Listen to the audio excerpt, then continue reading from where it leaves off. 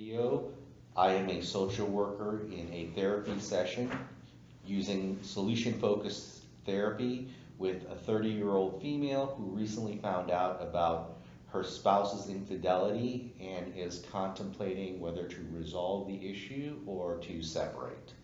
So let me start off here. The client's name is Heather, and let's begin this session.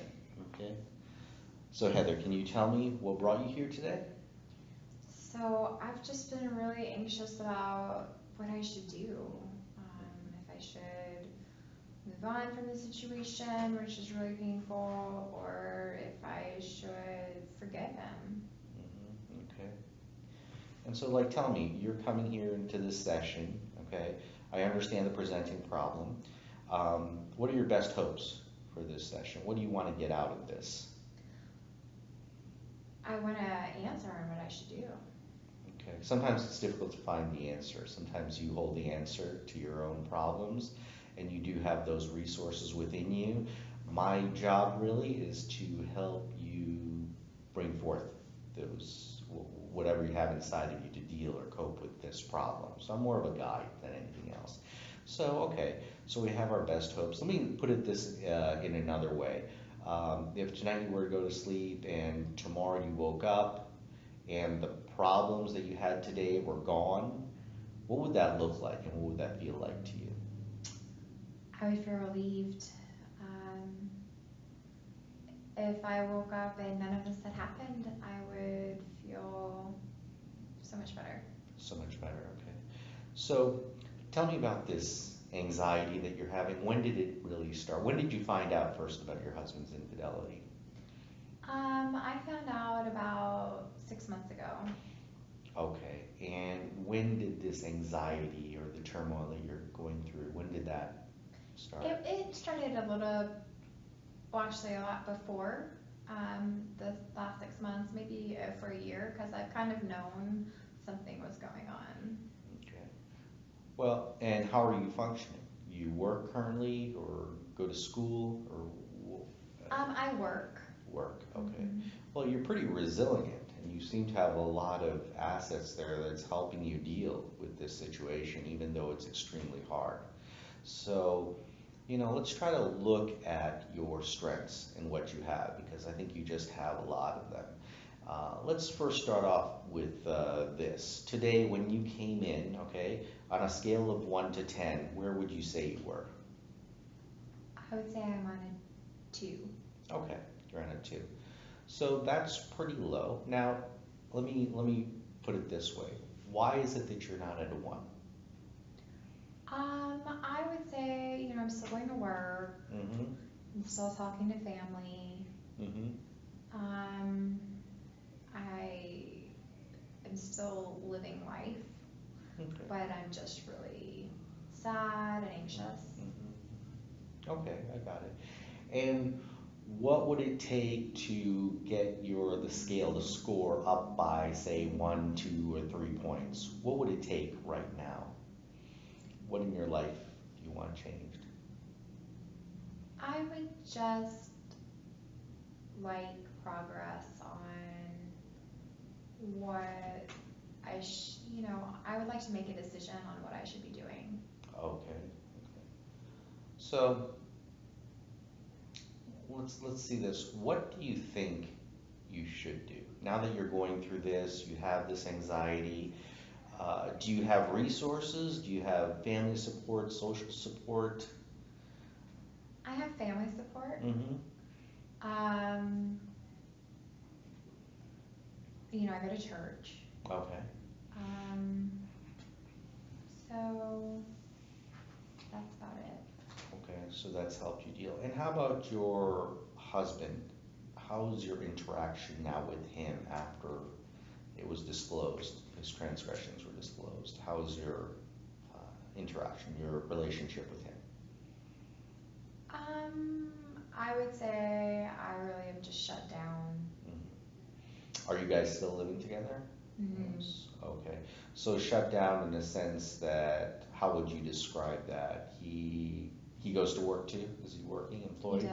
We just kind of live we coincide together, Mhm. but we're really just kind of, cohabiting. Cohabiting, okay. And so, what does it feel like to, when you don't see him, okay? Are you a little bit more relieved? Is there less anxiety? Is there less, what's not there when you don't see him? When I don't see him, it's gotten a lot easier Mm-hmm. over the last few months, Mm-hmm. to not think about it when Mm-hmm. I'm not around him. So when I don't see him, yeah, I feel relieved. Okay, you feel relieved, okay. And how about when you do see him? What do you feel? What kind of feelings or emotions come up? I would say I grieve Mm-hmm. what we had before Mm-hmm. he ruined it. Okay. Got it. And how about your family? What did they say about the situation? Have you gotten any input from them? Um, well, my family thinks that I'm better than that. Okay. And they think that, even though we've been together for a long time, that, you know, like, they're really split on the subject. I think half my family thinks that, I should move on, and another part of my family considers me to be really attached to him, so maybe I should forgive him. Mm-hmm. Okay. And how do you feel based upon all that? Because what I'm seeing here is you have a lot of strengths. You got your family support, you got your spirituality, you're intelligent, you're able to hold down a job, okay? You got good communication skills.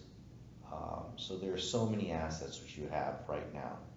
Now, taking that all into consideration and also the current situation and what you just explained to me, what do you think? What are your feelings telling you to do? I mean, you've had 6 months to contemplate this. There's a lot of anxiety, but we're trying to create a pattern of behaviors that will help you move your life on toward a better future. Okay, so that's what we're trying to change or trying to develop. So I know what your objectives and your best hopes are, but what do you feel you should do? How do you feel? What do you think right now?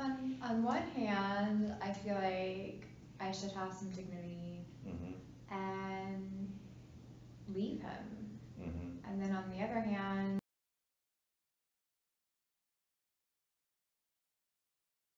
I've known him for a really long time, and we've lived together, and it would be hard to separate our lives. Mm-hmm. So I'm just really kind of torn on what to do. Okay. So let's look at it this way. In terms of, on a scale of 1 to 10, in terms of staying with him, where would you rate yourself? Your Um, commitment to staying with him. I would say it's a 4. And how about the opposite way? Your desire to leave and start your own new life. I would say that's a 6. Okay, so it seems that it's tending toward one side. So now we'll just say that you stay with him. Okay, what would that look like to you? What would you have to do in order to reconstruct this relationship? We would have to build trust all over again. Mm-hmm. Um, and I'm not sure how to go about doing that. Mm-hmm. Okay. What do you think you'd have to do to build up the trust? What are like 2 or 3 things which you could start with, and 2 or 3 things which he could do to help you see that he's won't do this again, or that he will have more fidelity? Let's start with what you feel you could do right now. Well, I could start by not acting on impulse to look through his phone or look through his email, to see if he's still doing it, things like that, Mm-hmm. because that just makes me miserable. Mm-hmm. Um, I could, um, I could just talk to him, express my feelings when I feel like I'm not trusting him, and we can talk about it. And I could, um, maybe just try to start anew. Mhm. And how about him? What could he do to make it easier on you? So he could, stop seeing other people. Mhm. Um, he could court the relationship. Mhm. Um, and I don't really know what he could do. Okay, so that might take some time. Progressively you will learn as you learn more about yourself and your resources and everything.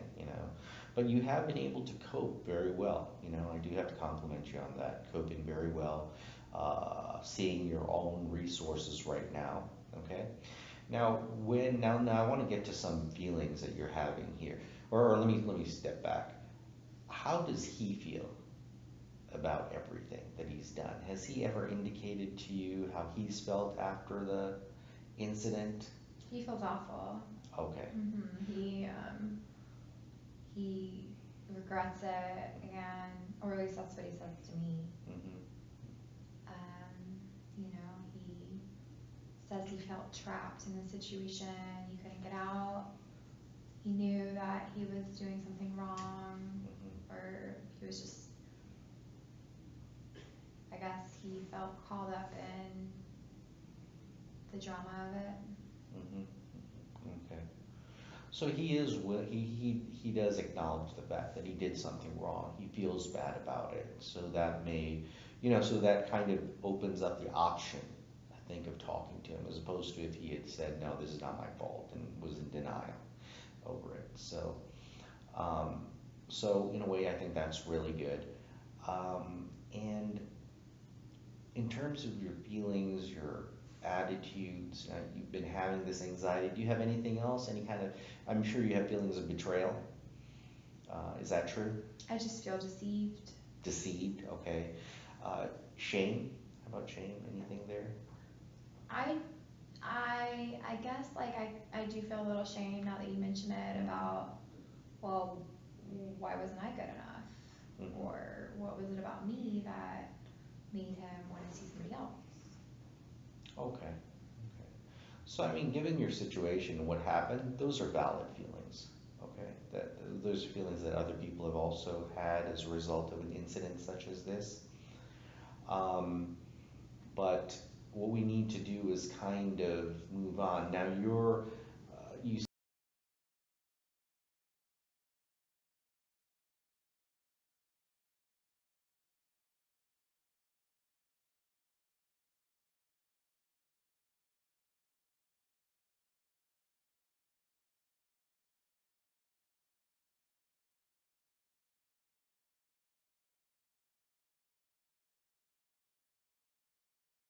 there.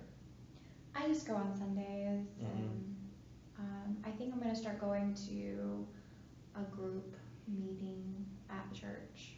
Okay, good, good. Maybe meet new people. Hmm. I was thinking if I met some new people, it would help me move on from this situation. Move on to the situation, okay, yeah. Because what we want to do is, I mean, like in terms of your best hopes, in terms of the foreseeable future, we want to look at what's achievable. Sometimes we want everything and say, hey, we need 100% get rid of this problem. But sometimes with memories and feelings like that, you can maximize your potential in terms of getting better, but that memory will always be there. But what I'm trying to engage in now, and I shouldn't have even brought that up, is kind of like a problem-free talk. So um, now you were feeling this way since you found out about his infidelity. Were there times in which you weren't feeling anxious, or you were happy over the last 6 months? Were there any exceptions to the rule? Because from what you're saying, you've been kind of anxious, had these negative feelings about yourself. Are there any, and it also sounds a little bit like there were some issues of self-worth, even though you may not have had those issues prior to this whole incident. Right now, you're questioning yourself a little bit, right? Which is very normal. So now, over this period of time, 6 months to a year, have you had any exceptions in which you were happy, or you had clarity of mind, or you were at peace? Were there things that you did that helped you achieve that? I would say I felt happier, as time has passed. Okay. There have been times that, I'll be driving down the road and I'll hear a good song on the radio and I'll feel happy and, Mhm. remember kind of how I felt before these incidences occurred. Mhm. So I do feel like I'm slowly starting to feel happier. Happier, okay. So what we want to do is we kind of want to reinforce those exceptions, okay? So you like listening to music, happiness. Do you play any instruments? I play guitar. Oh, awesome, okay. So maybe we want to, do more of that, okay? It seems like you really appreciate your family's support, okay? Maybe we could spend more time with the family and, especially in this time of need. And have you expressed fully to your family how you feel, or do they know that you're going through this struggle? I mean, they must know to some degree, but have you openly talked to them about this? I've openly talked to some family members Some about family. it. And how about their feedback? What did you feel about their feedback? Like I said, they were just mixed reviews.